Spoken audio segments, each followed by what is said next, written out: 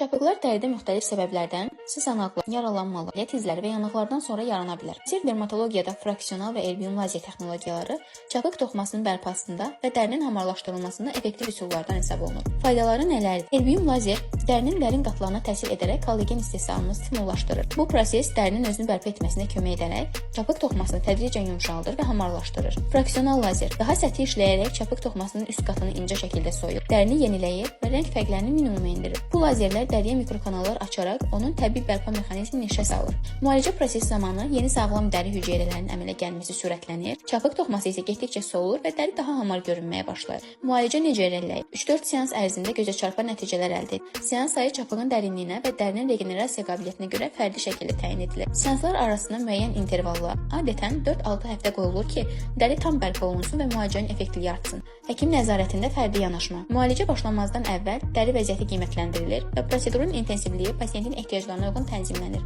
Müalicədən sonra nələrə diqqət etmək lazımdır? Günəşdən qorumaq, seanslardan sonra dərinin nəmləndirilməsi və bərpa edici kremlərin tətbiqi tövsiyə olunur. Dərinin tam bərpa olunması üçün aqressiv kimyəvi məhsullardan və piniklərdən çəkinmək vacibdir.